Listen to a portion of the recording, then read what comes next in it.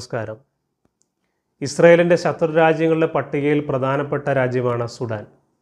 കാരണം ഇറാനും സുഡാനും ചേർന്നാണ് ആയുധ കച്ചവടങ്ങൾ നടത്തുകയും അല്ലെങ്കിൽ ആയുധങ്ങളെ ശേഖരിക്കുകയും അവിടെ നിന്ന് ഹമാസ് എന്ന് പറയുന്ന തീവ്രവാദ സംഘടനയ്ക്ക് ആ ആയുധങ്ങൾ കൈമാറ്റം ചെയ്യുകയും അത് ഇസ്രായേലിനെതിരായിട്ട് അവർ ഉപയോഗിക്കുകയും ചെയ്തുകൊണ്ടിരുന്നത്. അതുകൊണ്ട് തന്നെ ഈ ഇറാൻ എന്ന് പറയുന്നതാകട്ടെ അതുപോലെ തന്നെ ഈ പറയുന്ന സുഡാൻ ആകട്ടെ അവർ ശത്രുരാജ്യങ്ങളുടെ ഗണത്തിൽപ്പെടുന്നതാണ്. എന്നാൽ ഈ ശത്രുരാജ്യത്തിൽ നിന്നുകൊണ്ട്, അതായത് ഈ സുഡാനിൽ നിന്നുകൊണ്ട് മൊസാദ് ഇപ്പോൾ ഒരു ഓപ്പറേഷൻ ചെയ്തുകൊണ്ടിരിക്കുകയാണ്, ഒരു റെസ്ക്യൂ മിഷൻ ചെയ്തുകൊണ്ടിരിക്കുകയാണ്. ആ റെസ്ക്യൂ മിഷൻ അവർ വിളിച്ച പേരാണ് ഓപ്പറേഷൻ ബ്രദേഴ്സ് എന്നത്. എന്താണ് ഓപ്പറേഷൻ ബ്രദേഴ്സ്? ഓപ്പറേഷൻ ബ്രദേഴ്സ് എന്ന് പറഞ്ഞാൽ ഈ എത്യോപ്യയിലുള്ള ജൂതന്മാരെ ഇപ്പോൾ ആയിരിക്കുന്നത് സുഡാനിലെ റെഫ്യൂജി ക്യാമ്പുകളിലാണ്. സുഡാനിലെ റെഫ്യൂജി ക്യാമ്പുകളിൽ അവർ നരകയാതന അനുഭവിച്ചുകൊണ്ടിരിക്കുകയാണ്. ആ എത്യോപ്യൻ ജൂതന്മാരെ സുഡാനിൽ നിന്നും രക്ഷിച്ചുകൊണ്ട് ഇസ്രായേലിലേക്ക് പോരുക. അത് സുഡാനി ഗവൺമെൻറ് അറിയാതെ, സുഡാനി പട്ടാളം അറിയാതെ, അവരുടെ രഹസ്യമായിരിക്കുന്ന അല്ലെങ്കിൽ രഹസ്യ ഇൻ്റലിജൻസ് ഒന്നും അറിയാതെ എന്ത് ചെയ്യുക, അവരെ കൃത്യമായിട്ട് ഇസ്രായേലിലേക്ക് രക്ഷിച്ചുകൊണ്ട് പോരുക എന്നുള്ളതാണ് ഈ മൊസാദിൻ്റെ ഓപ്പറേഷൻ്റെ ലക്ഷ്യം. അതിൻ്റെ ഭാഗമായിട്ട് 7 ഹെർക്കുലീസ് വിമാനങ്ങളിലായിട്ട് ഓരോ ഹെർക്കുലീസ് വിമാനങ്ങളിലും 200 പേരെ വെച്ച് ഏതാണ്ട് 1500 പേരെ ഇസ്രായേലിലേക്ക് അവർ ഇതിനോടകം തന്നെ രക്ഷിച്ചുകൊണ്ട് പോകുന്നു.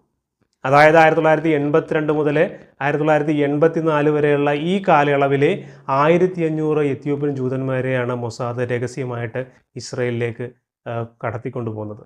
എന്നാൽ അതിൻ്റെ അവസാനം എന്ന് പറഞ്ഞാൽ വലിയൊരു പരാജയമായിരുന്നു. ഈ ഓപ്പറേഷൻ ബ്രദേഴ്സ് അവസാനിച്ചത് വലിയൊരു പരാജയത്തിലാണ്. കാരണം സുഡാനിലെ റെഫ്യൂജി ക്യാമ്പിൽ മൊസാദിന് സഹായിയായിട്ട് നിലനിന്നിരുന്ന അല്ലെങ്കിൽ മൊസാദിനെ സഹായിച്ചിരുന്ന ആഡി സോളമൻ എന്ന് പറയുന്ന മൊസാദിൻ്റെ ഒരു ഏജൻറ്റിനെ, അതായത് അവിടെ വേണ്ടുന്ന സഹായങ്ങൾ ചെയ്ത് കൊണ്ടിരുന്ന ആ ഏജൻറ്റിനെ ഈ സുഡാനി സെക്യൂരിറ്റി ഫോഴ്സ് അദ്ദേഹത്തെ പിടിച്ചിട്ട് അദ്ദേഹത്തെ ചോദ്യം ചെയ്യാൻ ആരംഭിച്ചു. കാരണം ഈ സുഡാനി ഫോഴ്സിന് മനസ്സിലായി ഇദ്ദേഹം എന്ത് ചെയ്യുന്നു, മൊസാദിനെ മറ്റൊരു രീതിയിൽ സഹായിക്കുന്നു, അല്ലെങ്കിൽ മൊസാദിന് വിവരങ്ങൾ ഇവിടെ നിന്ന് കൈമാറുകയും മൊസാദിന് വേണ്ടുന്ന സഹായങ്ങൾ ചെയ്തു കൊടുക്കുകയും ചെയ്യുന്നു എന്നുള്ള ബോധ്യത്തിൽ നിന്നുകൊണ്ടാണ് ഈ സെക്യൂരിറ്റി ഫോഴ്സ് ഇദ്ദേഹത്തെ അറസ്റ്റ് ചെയ്തിരിക്കുന്നത്. ഇദ്ദേഹത്തെ അറസ്റ്റ് ചെയ്തിട്ട് ഇദ്ദേഹത്തെ വളരെ ഭേദ്യം ചെയ്തുകൊണ്ട് ചോദ്യങ്ങൾ ചോദിക്കാനായിട്ട് തുടങ്ങി. വലിയ പീഡനങ്ങൾ ഇദ്ദേഹത്തിന് നേരിടേണ്ടതായിട്ട് വരുന്നുണ്ട്. പക്ഷേ എന്നിരുന്നാൽ പോലും ആ മൊസാദിനെക്കുറിച്ച് ഇദ്ദേഹം കൈമാറിയ നിർദ്ദേശങ്ങളെക്കുറിച്ചോ അല്ലെങ്കിൽ വിവരങ്ങളെക്കുറിച്ചോ അല്ലെങ്കിൽ ഇവർ ഈ മൊസാദുമായിട്ട് കണ്ടുമുട്ടിയിരുന്ന മീറ്റിംഗ് പ്ലേസിനെ കുറിച്ചോ ഒന്നും തന്നെ ഈ ആഡി സോളമൻ ഈ സെക്യൂരിറ്റി ഫോഴ്സിനോട് തുറന്നു പറയാനായിട്ട് തയ്യാറായില്ല. അതായത് മൊസാദിനോട് ഇദ്ദേഹം കൂറ് പുലർത്തി എന്നതാണ് അതിൻ്റെ അർത്ഥം. എന്നാൽ ഈ ഓപ്പറേഷൻ ബ്രദേഴ്സ് എന്ന് പറയുന്ന ഈ മിഷൻ പിന്നീട് കണ്ടിന്യൂ ചെയ്യാൻ ഇതിലൂടെ സാധിച്ചില്ല. കാരണം ഈ ആഡി സോളമനെ പിടിക്കപ്പെട്ടതോടുകൂടി പിന്നീട് ഈ മിഷൻ ഇനി കണ്ടിന്യൂ ചെയ്യുന്നത് അത്ര ബുദ്ധിയല്ല എന്ന് മൊസാദിന് തോന്നുകയും ആ മിഷൻ അവിടെ ഉപേക്ഷിക്കപ്പെടുകയുമാണ് ഉണ്ടായത്. എന്നാൽ 1984 ആ കാലഘട്ടമായതോടുകൂടി സുഡാനിലെ റെഫ്യൂജി ക്യാമ്പുകളിൽ കഴിയുന്ന എത്യോപ്യൻ ജൂതന്മാരുടെ നില അല്ലെങ്കിൽ എത്യോപ്യൻ ജൂതന്മാരുടെ അവസ്ഥ വളരെ പരിതാപകരമായിട്ട് തീർന്നു. കാരണം അവിടെ ക്ഷാമമുണ്ടായി, പട്ടിണിയുണ്ടായി, കൂടാതെ പകർച്ചവ്യാധികളും അങ്ങനെ പടർന്നു പിടിച്ചതോടുകൂടി ആ സുഡാനിലെ റെഫ്യൂജി ക്യാമ്പുകളിൽ തന്നെ പല എത്യോപ്യൻ ജൂതന്മാരും അങ്ങനെ മരണത്തിന് കീഴടങ്ങേണ്ടതായിട്ട് വന്നു. അനേക എത്യോപ്യൻ ജൂതന്മാർ മരണപ്പെടാനായിട്ട് തുടങ്ങി. ഇത് അവരുടെ സ്ഥിതി വളരെ വല്ലാത്ത ഒരവസ്ഥയിലേക്ക് കൊണ്ടെത്തിച്ചു. ഈ സമയം സുഡാൻ ഭരിക്കുന്നതാകട്ടെ അന്നത്തെ ഏകാധിപതിയായിരുന്ന ജാഫർ നെമേരിയാണ്. ജാഫർ നെമേരി തൻ്റെ ഏകാധിപത്യം തുടരുന്ന സമയത്താണ് അവിടെ സുഡാനിൽ ഒരു സിവിൽ വാർ പൊട്ടിപ്പുറപ്പെടുന്നത്.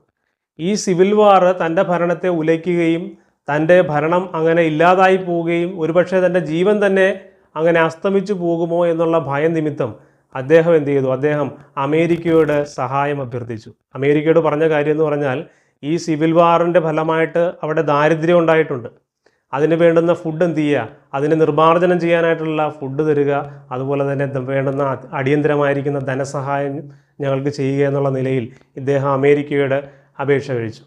ഈ അവസരം ഇസ്രായേൽ മുതലെടുക്കുവാനായിട്ട് തീരുമാനിച്ചു. കാരണം നമുക്കറിയാം ഇസ്രായേലും അമേരിക്കയും തമ്മിലുള്ള ബന്ധമെന്ന് പറഞ്ഞു കഴിഞ്ഞാൽ വളരെ ശക്തമായിരിക്കുന്ന ബന്ധമാണ്. ഇസ്രായേൽ നയതന്ത്രപരമായിട്ട് അമേരിക്കയുമായിട്ട് ഇടപെടുകയും അമേരിക്കയോട് പറഞ്ഞു, ഈ അവസരത്തിൽ നിങ്ങൾ ഞങ്ങളെ സഹായിക്കണം. കാരണം എത്യോപ്യൻ ജൂതന്മാരെ അവിടെ നിന്നും തിരികെ ഇസ്രായേലിലേക്ക് കൊണ്ടുപോരുവാനായിട്ടുള്ള ഒരു അവസരമാണ് ഞങ്ങൾക്ക് വീണ് കിട്ടിയിരിക്കുന്നത്. അതുകൊണ്ട് നിങ്ങൾ അവരെ സഹായിക്കാമെന്ന് പറയുമ്പോൾ ഇസ്രായേലിൻ്റെ കണ്ടീഷൻ കൂടി അംഗീകരിക്കത്തക്ക വണ്ണം ജാഫർ നിമേരിയെ അത് പറഞ്ഞ് സമ്മതിപ്പിക്കണം എന്നുള്ള നിലയിൽ അമേരിക്കയുമായിട്ട് ആ നിലയിലുള്ള ഒരു കമ്മ്യൂണിക്കേഷൻ ഇസ്രായേൽ നടത്തുകയുണ്ടായി. അങ്ങനെ കാർത്തൂമിലുള്ള US എംബസി ഈ നിമേരിയുമായിട്ട് ചർച്ച നടത്തുകയും ആ ചർച്ചയിൽ അമേരിക്ക ഈ ആവശ്യം നിമേരിയോട് പറയുകയാണ്. കാരണം ഇവിടുത്തെ റെഫ്യൂജി ക്യാമ്പുകളിൽ കഴിയുന്ന എത്യോപ്യൻ ജൂതന്മാരെ എന്ത് ചെയ്യുക, ഇസ്രായേലിലേക്ക് രക്ഷിച്ചുകൊണ്ട് പോകാനായിട്ട് നിങ്ങൾ എന്ത് ചെയ്യണം, സമ്മതിച്ചാൽ ഞങ്ങൾ എന്ത് ചെയ്യാം, നിങ്ങളുടെ കണ്ടീഷൻ അംഗീകരിക്കാം എന്നുള്ള നിലയിൽ ജാഫർ നിമേരിയോട് അങ്ങനെ അമേരിക്ക പറയുമ്പോൾ ജാഫർ നിമേരി മറ്റൊന്നും ആലോചിക്കാതെ അങ്ങനെ സമ്മതിക്കുകയാണ് ചെയ്യുന്നത്. കാരണം അദ്ദേഹത്തിന് അറിയാം ഈ സിവിൽ വാർ വളർന്നു വന്നു കഴിഞ്ഞാൽ തൻ്റെ ഭരണം എന്ത് ചെയ്യും, ഇല്ലാതായി പോവും. ഈ എതിരാളികളായിട്ട് വരുന്നവർ തൻ്റെ ജീവനെ തന്നെ എന്ത് ചെയ്യും, ചിലപ്പോൾ എടുത്തു കളയും.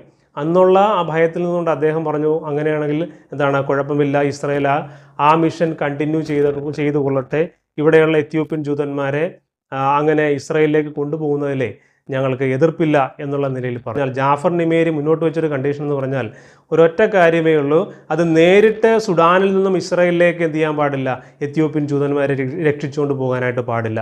മൂന്നാമതൊരു രാജ്യത്തിലൂടെ എന്ത് ചെയ്യുക, ഈ എത്യോപ്യൻ ജൂതന്മാരെ ഇസ്രായേലിലേക്ക് കൊണ്ടുപോകുക, അല്ലാതെ ഡയറക്റ്റ് ഇസ്രായേലിലേക്ക് കൊണ്ടുപോകുന്ന ഒരു മിഷൻ ഉണ്ടാകാനായിട്ട് പാടില്ല എന്ന് പറഞ്ഞു. അത് അമേരിക്ക അംഗീകരിച്ചു. മാത്രമല്ല ആ സമയത്ത് നിമേരി പറഞ്ഞ കാര്യം, ഞങ്ങൾക്ക് വേണ്ടുന്ന ഫുഡ് തന്നെ, അതുപോലെ തന്നെ ഞങ്ങൾക്ക് വേണ്ടുന്ന ഫ്യൂവലും നിങ്ങൾ എന്ത് ചെയ്യണം, നൽകണം എന്നുള്ള ആ കണ്ടീഷനും കൂടി നിമേരി അവിടെ പറയുകയാണ്. ഇതെല്ലാം എന്ത് ചെയ്തു, അമേരിക്ക അംഗീകരിക്കും. കാർത്തൂമിലുള്ള US എംബസി വാഷിങ്ടണുമായിട്ട് ബന്ധപ്പെട്ട് 5-6 ആഴ്ച കൊണ്ട് ഈ പറയുന്ന സുഡാനിലുള്ള എത്യോപ്യൻ ജൂതന്മാരെ, അവിടുത്തെ റെഫ്യൂജി ക്യാമ്പുകളിൽ നരകയാതന അനുഭവിക്കുന്ന എത്യോപ്യൻ ജൂതന്മാരെ ഇസ്രായേലിലേക്ക് കൊണ്ടുപോകുന്നതിനെക്കുറിച്ച്, അല്ലെങ്കിൽ അവരെ മുഴുവനായിട്ട് കൊണ്ടുപോകാം എന്നുള്ള നിലയിൽ ഒരു തീരുമാനത്തിലേക്ക് അവിടെ അങ്ങനെ എത്തുകയാണ് ഉണ്ടായത്. എന്നാൽ അവർ പറയുന്ന കണ്ടീഷൻ എന്ന് പറഞ്ഞു കഴിഞ്ഞാൽ ഇതാണ്, ഡയറക്റ്റ് എന്ത് ചെയ്യാൻ പാടില്ല, ഇസ്രായേലിലേക്ക് കൊണ്ടുപോകാനായിട്ട് പാടില്ല എന്നുള്ള നിലയിലാണ് അവരുടെ കണ്ടീഷൻ. ആ കണ്ടീഷൻ ഇസ്രായേലും അംഗീകരിച്ചു. അങ്ങനെ മറ്റൊരു രാജ്യത്തിലേക്ക് ആദ്യം എത്യോപ്യൻ ജൂതന്മാരെ കൊണ്ടുപോയ ശേഷം അവിടെ നിന്നും എന്ത് ചെയ്യുക, ഇസ്രായേലിലേക്ക് എത്യോപ്യൻ ജൂതന്മാരെ എത്തിക്കുക എന്നുള്ള ഒരു പ്ലാനാണ് ഇപ്പോഴവർ ഇട്ടിരിക്കുന്നത്.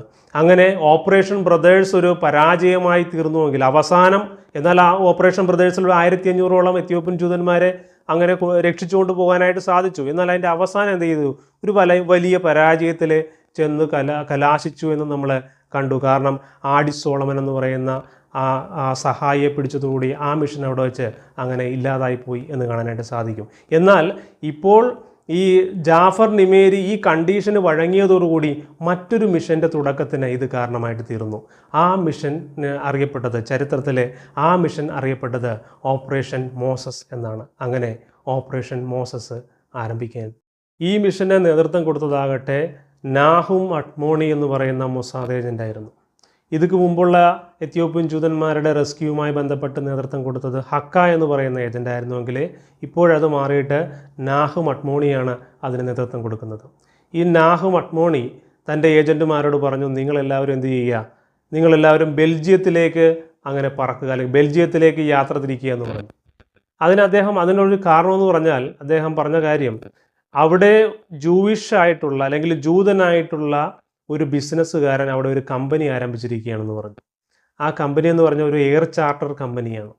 ആ എയർ ചാർട്ടർ കമ്പനിയിലൂടെ ബോയിങ് എയർലൈനറിലൂടെ തങ്ങളെ സഹായിക്കാമെന്ന്, അതായത് ഈ മിഷന് സുഡാനിൽ നിന്നും എത്യോപ്യൻ ജൂതന്മാരെ രക്ഷിച്ചുകൊണ്ട് പോരാനായിട്ട് ബോയിങ് എയർലൈനറിലൂടെ തങ്ങളെ സഹായിക്കാമെന്ന ഈ ബിസിനസ്സുകാരനായിരിക്കുന്ന ജൂതൻ അങ്ങനെ ഉറപ്പ് നൽകിയിട്ടുണ്ട്. അതുകൊണ്ട് നിങ്ങളെല്ലാവരും എന്ത് ചെയ്യുക, നിങ്ങളെല്ലാവരും അങ്ങനെ ഈ പറയുന്ന ബെൽജിയത്തിലേക്ക് യാത്ര തിരിക്കാനായിട്ട് അട്മോണി തൻ്റെ ഏജൻറ്റുമാർക്ക് നിർദ്ദേശം കൊടുത്തു. അങ്ങനെ 1984 നവംബർ 18 വെളുപ്പിന് 1:30 ആദ്യത്തെ ബെൽജിയം ഫ്ലൈറ്റ് സുഡാൻ്റെ മണ്ണിൽ പറന്നിറങ്ങി. അപ്പോഴേക്കും അവിടെ 250 പട്ടിണിക്കോലങ്ങളായ ക്ഷീണിച്ച് അവശരായ എത്യോപ്യൻ ജൂതന്മാർ ഈ ഫ്ലൈറ്റിൽ കയറുവാനായിട്ട് അവിടെ എത്തിയിട്ടുണ്ടായിരുന്നു. ഇവരെ കണ്ടിട്ട് ആ ഫ്ലൈറ്റ് പറത്തിയ ആ പൈലറ്റ് ഈ മൊസാദ് ഏജൻറ്റിനോട് പറഞ്ഞത്, ഈ ഫ്ലൈറ്റിൽ ആകെ 210 ഓക്സിജൻ മാസ്കേ ഉള്ളൂ, അതുകൊണ്ട് എന്ത് ചെയ്യാൻ പറ്റില്ല, എനിക്ക് ഇവരെ ഇതിൻ്റെ അകത്ത് കയറ്റുവാനോ ഈ ഫ്ലൈറ്റ് ടേക്ക് ഓഫ് ചെയ്യാനോ എനിക്ക് കഴിയുകയില്ല എന്ന് പറഞ്ഞു. കാരണം 210 മാസ്കുകൾ ഇവിടെ ഉള്ളവരാകട്ടെ 250 ഉണ്ട് എന്നുള്ളതാണ് പൈലറ്റിൻ്റെ വാദം. അതുകൊണ്ട് പൈലറ്റ് ഈ ഫ്ലൈറ്റ് ടേക്ക് ഓഫ് ചെയ്യാതെ ഇരിക്കുകയാണ്. ഇത് കണ്ടിട്ട് അവസാനം ഈ മൊസാദ് ഏജൻറ്റ് ഈ പൈലറ്റിനോട് പറയുന്നുണ്ട്, നീ തന്നെ എന്ത് ചെയ്യുക, സെലക്ട് ചെയ്യുക. ഈ 250 പേരിലെ ആര് ജീവിക്കണമെന്നും ആര് മരിക്കണമെന്നും നീ തന്നെ സെലക്ട് ചെയ്യുക എന്ന് പറഞ്ഞു. എന്നിട്ട് പിന്നീട് അദ്ദേഹം വളരെ ഗൗരവത്തോടു കൂടി തൻ്റെ ശബ്ദം ഉയർത്തിക്കൊണ്ട് പറഞ്ഞു, നീ ഈ ഫ്ലൈറ്റ് ടേക്ക് ഓഫ് ചെയ്യുന്നില്ല എങ്കിൽ നിന്നെ ഞാൻ ഈ കോക്പിറ്റിൽ നിന്ന് എടുത്ത് പുറത്തെറിഞ്ഞിട്ട് അതിന് പകരം മറ്റൊരു പൈലറ്റിനെ ഇവിടെ വെക്കുകയും ഈ ഫ്ലൈറ്റിനെ ഞാൻ ടേക്ക് ഓഫ് ചെയ്യിപ്പിക്കുകയും ചെയ്യുമെന്ന് പറഞ്ഞു. ഇത് കണ്ട് ഭയന്നു പോയ ഈ പൈലറ്റ് താൻ ഈ ഫ്ലൈറ്റ് ടേക്ക് ഓഫ് ചെയ്യാമെന്ന് സമ്മതിക്കുകയും അങ്ങനെ വെളുപ്പിനെ 2:40 ഈ ഫ്ലൈറ്റ് ഈ സുഡാൻ്റെ മണ്ണിൽ നിന്ന് അങ്ങനെ പറന്നുയരുകയും അങ്ങനെ ഈ ഓപ്പറേഷൻ മോസസുമായി ബന്ധപ്പെട്ടിട്ടുള്ള ആദ്യ ഫ്ലൈറ്റ് എത്യോപ്യൻ ജൂതന്മാരുമായിട്ട് അങ്ങനെ സുഡാനിൽ നിന്നും അങ്ങനെ പറന്നുയരുകയും ചെയ്യും. അടുത്ത 47 ദിവസത്തിനുള്ളിൽ 36 രഹസ്യ ഫ്ലൈറ്റുകളാണ് ബോയിങ് നടത്തിയത്. അതിൻ്റെ ഫലമായിട്ട് ഏതാണ്ട് 7800 എത്യോപ്യൻ ജൂതന്മാരെയാണ് സുഡാനിലെ റെഫ്യൂജി ക്യാമ്പിൽ നിന്നും രക്ഷിച്ചുകൊണ്ട് ഇസ്രയേലിലേക്ക് അവർക്ക് അങ്ങനെ കടത്തിക്കൊണ്ടുപോരുവാനായിട്ട് സാധിച്ചത്. ഈ ഓപ്പറേഷനുമായിട്ട് ബന്ധപ്പെട്ടിട്ടുള്ള കാര്യങ്ങൾ വളരെ രഹസ്യമായിട്ട് തന്നെ സൂക്ഷിക്കുവാനായിട്ട് ഇസ്രായേൽ മിലിറ്ററിക്ക് സാധിച്ചിരുന്നു. എന്നാൽ ദ ജൂയിഷ് ഏജൻസി ചെയർമാനായിരുന്ന ഏറി ഡൾസൻ ഒരു പ്രസ്താവന നടത്തി. അദ്ദേഹം പറഞ്ഞത്, ഞങ്ങളുടെ ഒരു ട്രൈബ് ഏതാണ്ട് എല്ലാവരും തന്നെ ഈ ഇസ്രായേലിലേക്ക് എത്തിച്ചേർന്നിരിക്കുന്നു എന്നൊരു പ്രസ്താവന അദ്ദേഹം നടത്തുകയുണ്ടായി.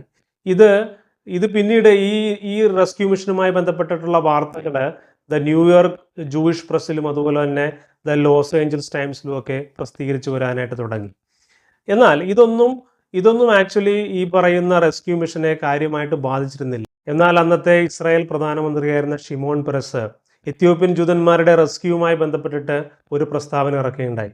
അദ്ദേഹം പറഞ്ഞത്, അവസാനത്തെ എത്യോപ്യൻ ജൂതനും ഇസ്രായേലിൻ്റെ മണ്ണിൽ കാലൂത്തും വരെ, അതായത് അവൻ്റെ വാഗ്ദത്ത ദേശമായിരിക്കുന്ന ഇസ്രായേലിൽ എത്തിച്ചേരുന്നത് വരെയും അവരെ രക്ഷിക്കുവാനായിട്ടുള്ള എല്ലാ ശ്രമങ്ങളും ഇസ്രായേലിൻ്റെ ഭാഗത്തു നിന്നും ഉണ്ടായിരിക്കും എന്ന് അദ്ദേഹം ശക്തിയുക്തം അങ്ങനെ പറയുകയുണ്ടായി. ഇത് സുഡാനിലെ ഗവൺമെൻറ്റിനെ എന്ത് ചെയ്തു, പ്രകോപിതരാക്കി, അല്ലെങ്കിൽ ആ സുഡാനിലെ ഗവൺമെൻറ്റിനെ ചൊടിപ്പിച്ചു.